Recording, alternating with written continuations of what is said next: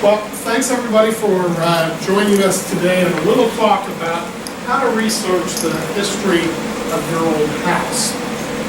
As a historian, I get to do a lot of things. But I'll tell you, one of the fun things that I get to do is, as we were talking earlier, as we were getting ready to start this program, is to investigate the history of an old house. So thanks for joining us today, and over the next about 45 minutes, I'm going to walk you through some basic processes. If you have questions, be sure to ask as we work through it.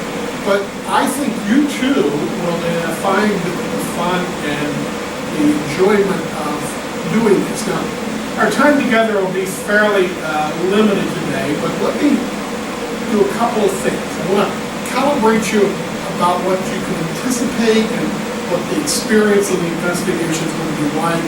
And then we'll talk a little bit about how you begin to collect data if you're interested in researching your house, like we were talking about your place, and I'll give you a couple of ideas about maps and different things like that. So we'll begin with a little bit about what I would suggest you look at. Now, I get a lot of people call me and they want to look at the history of an old house, and they always have one question. And they're usually very narrowly focused. They want to know precisely what year it was built.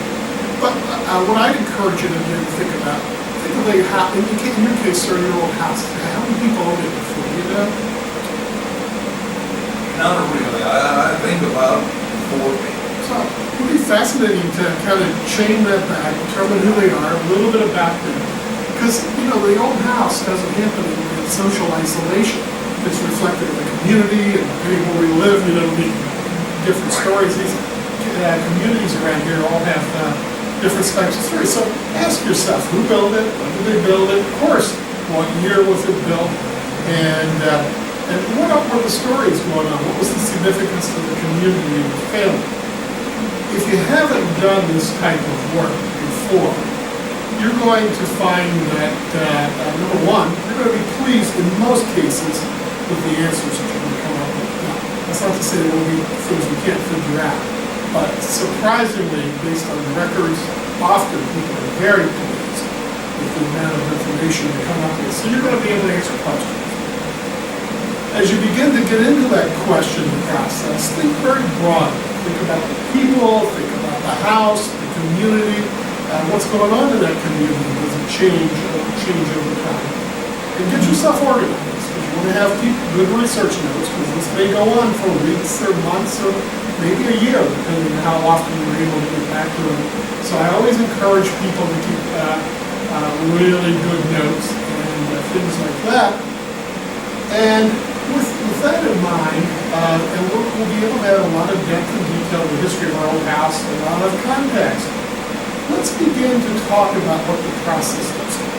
And it doesn't matter what type of historical investigation I'm doing, whether it's something for scholarly purposes, genealogy, or just as popularly history of an old house. I always use a process. And you'll see the model I've got up there. There I've outlined about 5 different steps that we use. Begin at home, oral history, documentary research, physical assessment, what's been done before, and somehow if we collect data from all of those areas, we'll come up with some data. Now, the first thing we talked about was what had been done before. In a place like Kent County, Delaware, and Dover, often there is a great deal of history that has already been done. So, for instance, depending on the age of your house, sir, you were talking about yours is in the World War II era, mid-20th century, we may not find something. But let's suppose we're talking about one of the old fine Victorian era houses up in North State Street, something like that. Often you can go get a copy of the historic register nomination forms, because these are historic districts. There's a good bit of information there. Now, for some of you that won't be the case, I'll tell you the other thing I look at is, this afternoon we're in the Dover Public Library. They've got a really good local history room. You ever use it? No. Ask about it sometime. It's full of books and history about Dover, Kent County, and of course Delaware.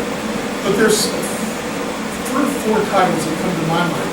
that are like popular histories of Dover and Kent County, lots of photos. Wouldn't that be cool to be scanning through them and finding a picture of Little Creek or Dover or Cheswold or wherever? Well, as you're beginning to say, all right, has anybody done anything before? Look at books that have been written. Ask if maybe a historical nomination survey form has been done in case of an old house. I'm going to do a little attic archaeology. You have an attic? You ever been up there? No. Anything up there? No. I'll tell you what, there are times I get up in these. I always, when I'm doing an old house, I always go up there. You never know. But, an old trunk that got left up there. This is a real review. This is a public entry. Well, I will say this, when we were remodeling the place, we tore down the ceiling, and in the ceiling were newspapers, back in the 60s and 70s. But that's a clue, because they had to get sealed in there at that point, right? Now, they had that open for some reason. Apparently, they used it for insulation in this one area. Was it up in the attic? No, it was between the kitchen ceiling and the attic. It's like a 1.5-story house. So it was a practical way They of pushed using it up in insulation. there, yeah. Yeah, it was insulation. And we found a couple of old liquor bottles. So whoever did the work, was hitting the bottle a little bit. Well, yeah, why not, right? It's a cold day out there in the water. Or, once in a while, people look at little pencil notes, someone said did this masonry work or whatever, and such a date. That was a real deal. That was a public project that was doing. Man, that was like Christmas in July, and we were going through that one. And one day the volunteers working at coffee said, I think I found an original letter from Thomas Jefferson in this kind of stuff. Sure enough, she had. We called in an appraiser. That's from that antiques roadshow, the guy on the right, Chris Cooper's his name, because we needed like a real expert. He said, this letter was $700,000. Can you imagine that? $700,000. So you never know what's going to be. I've had people find funny stuff between attics, people like we were talking about and stuff. So it's important to look. And a lot of times you get up in that attic, you don't know what's there. If you're thinking of an old trunk, somebody put away their family, their family pictures and stuff. You get up there, there's old pictures of the house, just snapshots out of the 40s, 50s, and 60s. I've been able to find, in this case, the one there is a house that had been destroyed by fire in 1948. And stuffed up in the attic, in a trunk, somebody put away a long time ago and forgot about, was a drawing for the rebuilding. The other thing is attachments. So anyway, get up in the attic, look between the walls, and I'll tell you what you're going to do, write all this stuff down. So, even like finding those newspapers from the 60s, about when they must have been, those papers have been published not too long before. And photographs and postcards and things, who knows? I mean, you come up with diaries. I even like the invoices. Say, like, I've had situations where I found a case where they didn't have the electricity stuff, or whatever, and I go from the electrician, I'm painting the house. These are valuable pieces of paper. Even when somebody died, the family Bibles, the telegrams, because I'll use, like, if I find when somebody died, I can put an obituary. Obituaries used to be, they write really long obituaries, especially in little towns. And lots of small Delaware towns will have newspapers that you can access to grab information. So who knows what you're going to do when you do a little bit of attic archaeology, anything from photographs to family records to invoices. But the other thing I did, and you take a survey here with me, I make sure I ask for that oral history. There must be some old folks who have enormous knowledge, right? You've got some 90-year-olds. Yeah, there are a couple of them, and one of them is in the veterans. So you know, yeah. We're going to chat a little bit when they want to get something in. Yeah. We're going to have to talk. I would do that, because you take like an 80-year-old, 90-year-old, whatever, you're in the vets club together, you know each other. Think of the stories he knows. This was done at Chrisfield Mill, and I was doing a thing that was a war history project for police. A couple of those guys were still alive when they started. You know what? When they're 90-year-old, you can't wait 6 months. It's going to be an emergency call. All right, well, that's the easy part. Talking to the neighbors, talking to old folks who might know, might be family members. It would depend on each person's situation. Looking up in the attic, asking if anybody's written the history, if there's any photographs, things like that. And then This is not hard, and you'll learn it as you do it. It's called documentary research. But there's a lot of paperwork out there about your property and everybody else's property. Now, first time or two, it may seem like it's a little intimidating, but it's not. You'll find it in libraries, you'll find it in courthouses, the recorder of the deeds records. When you get out there, you'll get the hang of this in no time. And here in Dover, you're particularly lucky because the state archives is right. And the archives is like really the central point for these government records, and it does a great job. They have so many photographs of it. It's neat. You know, stopping it. I never would have been there. Go. I mean, and they're helping. In Delaware, this is really a good institution to be proud of. And if you went and said, I'm interested in photographs of the Queen, they're coming with a lot. I mean, I don't know how many it's going to be, but there's more than a handful. They had a situation back in the Great Depression, where the agricultural department was going around all the rural areas, you know, even like the watermen in those areas, taking and there's some of the most high-quality photographs focusing on the small towns and villages. I'll bet you that collection. There's a lot of work. And then all I find there, I mean, there's a range of libraries and special collections places. But because the archives is right here, it's going to make anyone's research related to an old house a lot easier. And you get into these, this is out of the land records, okay? And you can find, this is an older plantation, but you can get into the land records and you can find these things. Now, modern day they're digitized, you know, computer and search them up. But like if you're back in the, say, 1900, 1910, 20, you're in most cases going to be using microfilm. You ever use microfilms? You know, so like this is just a sample page. And what they do is you'll go to a section of the book, and this is pre-computer. So you'll notice this is the C section. Everything is C here. And the first name is these are the A's. So everybody who had an A goes in these pages. They just listed them chronologically. And let's suppose you were looking for, is that Arthur Conway? It's like there.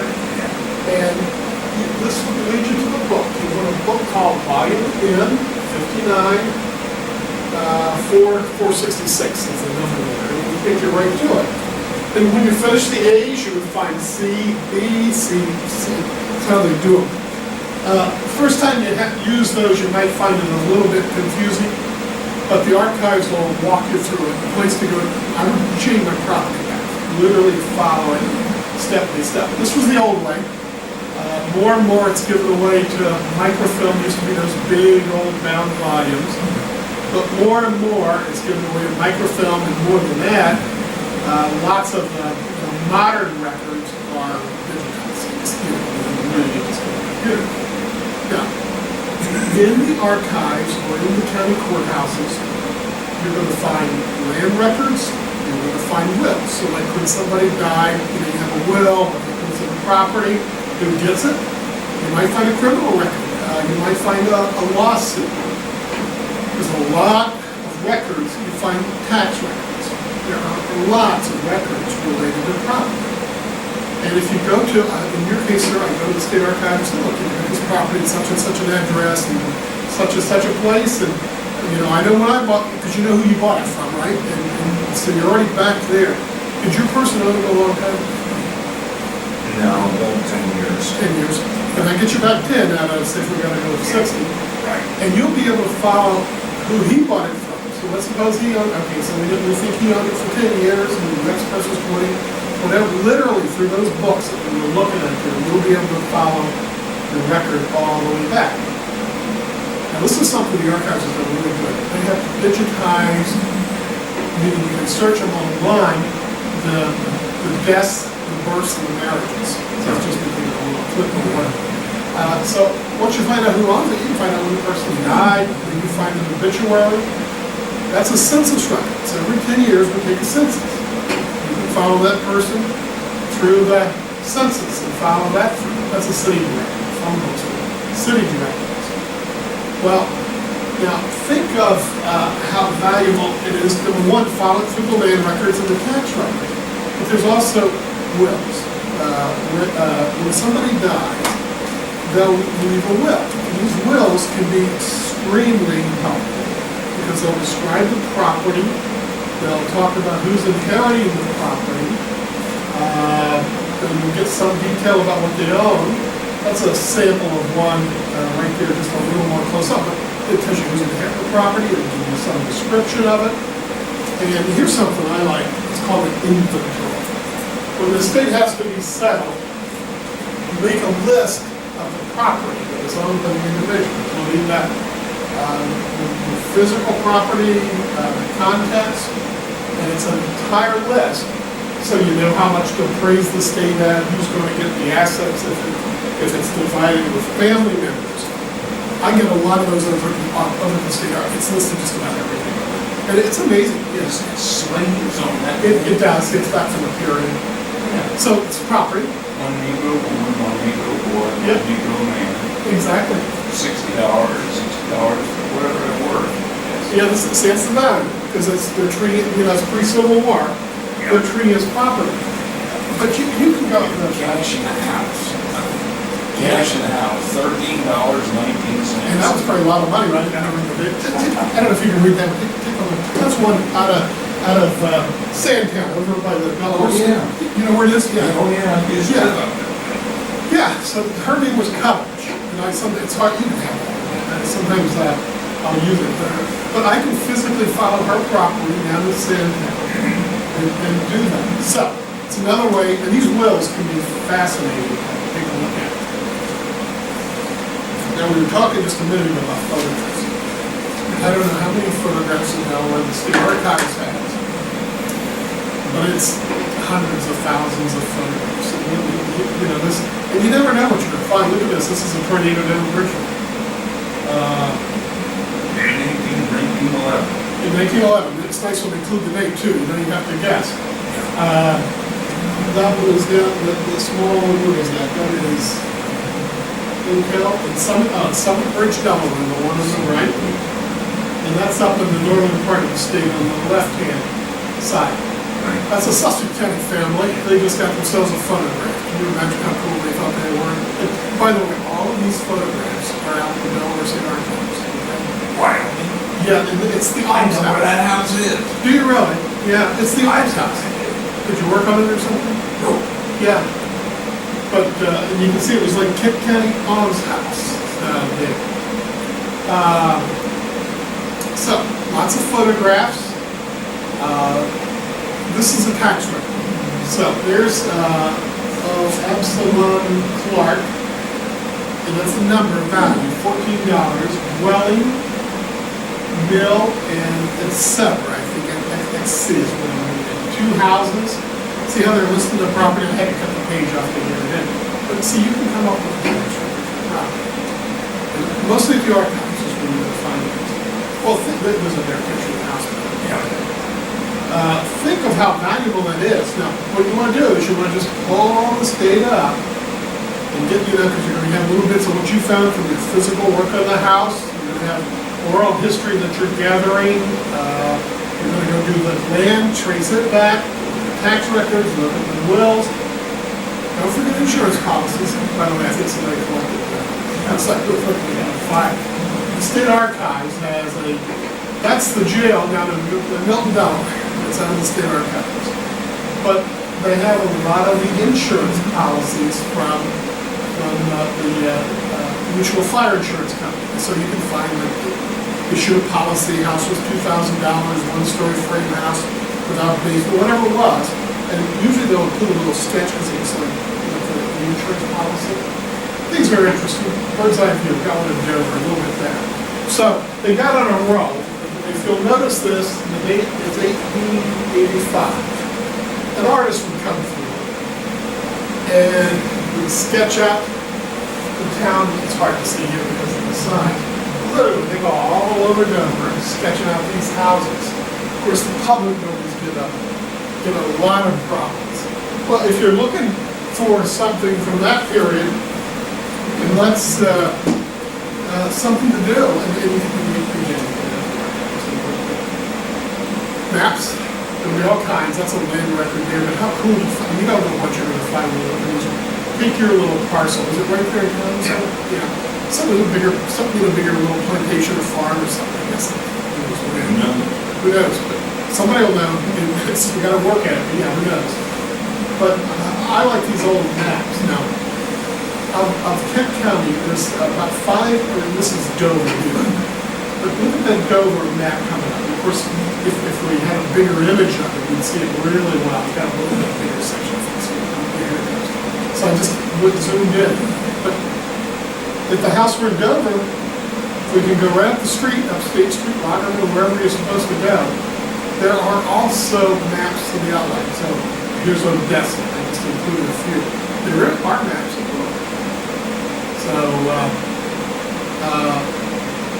they can be very helpful. Now, sandboard maps, they were made for fire insurance companies beginning in the 1880s up to about 1962. So in the case of Dover, they surveyed Dover about 12 times, surveyed 7, 8, 9 years, they come back, and the scale is 1 inch equals 50 feet. So there's a couple samples.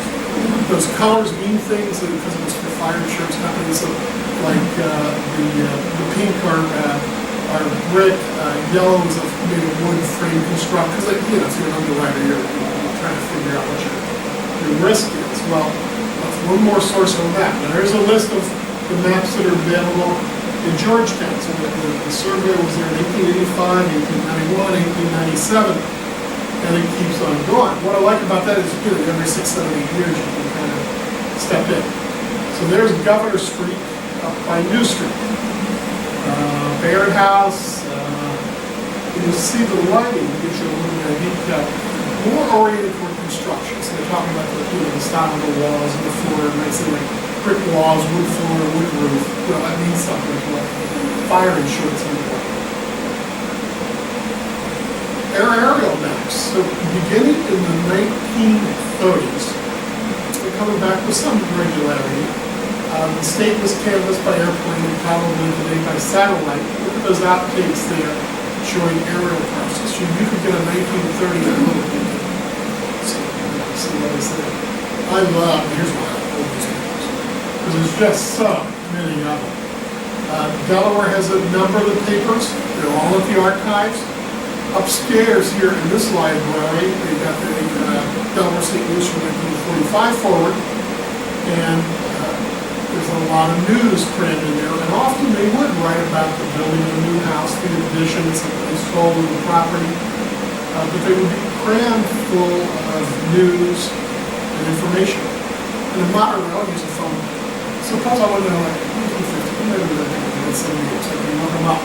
So there's the Dover phone book from 1946, the yellow pages, and especially when I get a full series of books, I'll run all the way through them. Now, some of this will probably pay one of your stuff. Don't forget the physical evidence. Now, the reason I include that picture there is, you have to look at the covering's one thing, Right. but look what's happening there. So I was just driving down the road in Pennsylvania one day, and I saw one. Because they talk about it, they have anything to physically show their points. Well, look at that log, there's a log structure underneath that. I guess that's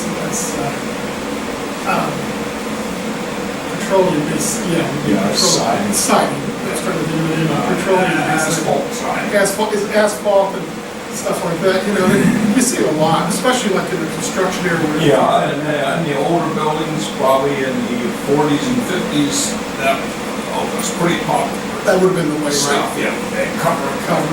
You could cover it up in an old antique log, Yep. because there was a time they probably thought that log wasn't cool, which you imagine in the 30s and 40s and stuff. But walk around the property and look at it. You see log houses, you see Victorian era, you'll see, if it's really old, you'll see back in the colonial era, those federal plantation styles like we were talking about.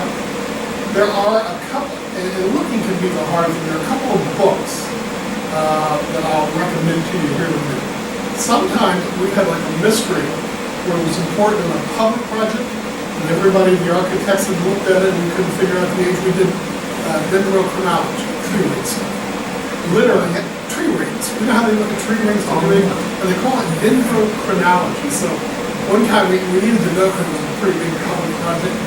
We got the guy to come in, And he took a course in it. And based on the tree rings, he told us the house was built in the fall of 17. Can you imagine? We're not going to do that for the typical house. Yeah, but out of the lumber, you mean? Yeah. Because somebody cut the lumber, and so then the growth patterns start. And then he uses like computer match. This was a forester that we had do it, and he was able to say, okay, now look, based on those tree rings, this pattern is, wet years they grow so, give a little bit more growth. Dry years they don't. It's so many years old, and he was able to tell us what was built. So that was kind of cool. Here's what I always like. We were talking about that when we started Sears houses. So there was a time you might have bought your house, and this was a rough period of time. Right down at the Sears cabinet, and it was kind of like pre-assembled, pre-cut. There's a model of one. You could have that one right there. You could have had the modern home number 159 for $650. They sold 70 to 75,000. What kind of seat were around there? In the right neighborhood. And it had almost 450 styles, and they were doing that from 1908 to 1940. And it was like the modular today, everything's pre-cut. It was perfect, factory stuff. You'd ship all the components, and then the workers would fabricate them. And so there's the tree ring. But they're literally able to take those tree rings and tell us when the old house was done. And you started some of this, like on the outside. Look at that. Look at architectural styles inside. Look for a lot of times, even like wiring. Look at the old knob and tube wiring. You see that up there. That gives you a clue, because you can figure out when a place like Delaware was done. Look at molding, fireplaces. And remember, it can be cut over, just like with the asbestos siding we were talking about. These are two really good ones. How old is this house? And it's like a physical guide, and that's what I use a lot of times. So when I'm walking around, I'll use these two to say, okay, look, I'm looking at a feature, and then they'll have pictures in it with a little bit of a description. And I'm able to get kind of close without, architect. A good idea. Now, out of all that, you've said, has anything been done previously? You got up in the attic, you checked the walls, you talked to the neighbors, you talked to the old fellow who might remember the house, because I'm sure lots of our Kent County towns, there are plenty of people around who remember it. Then you go to the archives, you look up the land records, you look up the wills, you look up the newspapers, you look at the tax records. Maybe some other things were in the investigation. Don't forget the photographs. Yes, we are looking at the photos. We'll show that. Look at the photographs, then do a physical inspection. And then you sit there and you say, all right, I got all this stuff, what's it mean? Literally, kind of sort through it. Maybe you see a building permit for the house being authorized to be built. But at some point, you'll sit down and you'll pull together what you've got. It may call for you to go back and check some facts, look at somewhere else that you didn't think of. Or you'll pull it all together and say, look, I've got a nice old house history. So it can be a lot of fun. So you'll have to let me know how you get out of it. Well, what I'm planning on doing, I've been taking pictures. My brother's been taking pictures of it. What we did was a gut house. The floor in it was what? So it needed a lot of work, right? A lot of work. So, we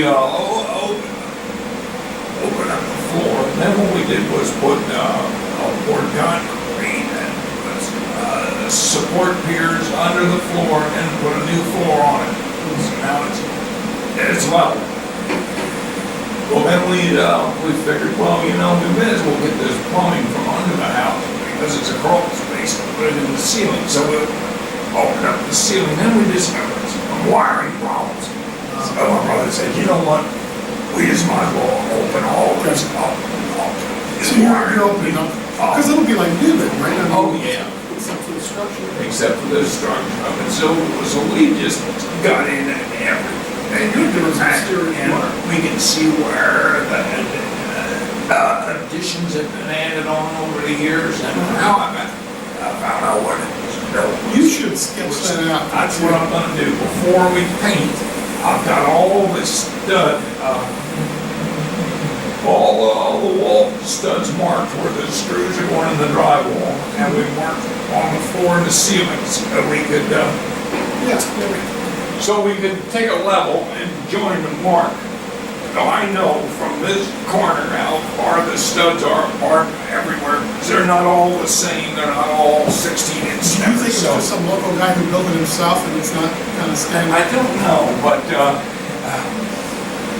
I have sketched out a lot of this, and I'm not finished yet. I've got a lot to do, because as I thought about it, I thought, there'll be a recording then of where the water lines are in the ceiling for my kids or whoever else ends up with it, they can have it. But even like knowing when the additions are, because you're knowing a lot from this physical evidence. Right. And you know how to do the trades more than a lot of people do. So think of from all those walls, and even find those old newspapers. I like that story. Yeah. Well, that's pretty cool. So what my plan was, and what caught my eye when I saw your sign out there, when I get finished, I'm going to make a scrapbook. Out of the beginning. Absolutely. Now, are you on the north end of town or the south end or down toward the center? Right in the center of town. Yeah, maybe so. But talk to those old guys around town, because your old Vets Club buddy. Yeah, I'm going to. Probably more. And they might even remember it being built or something, or what was on the lot, because something would have probably been there before the center, right? Yeah.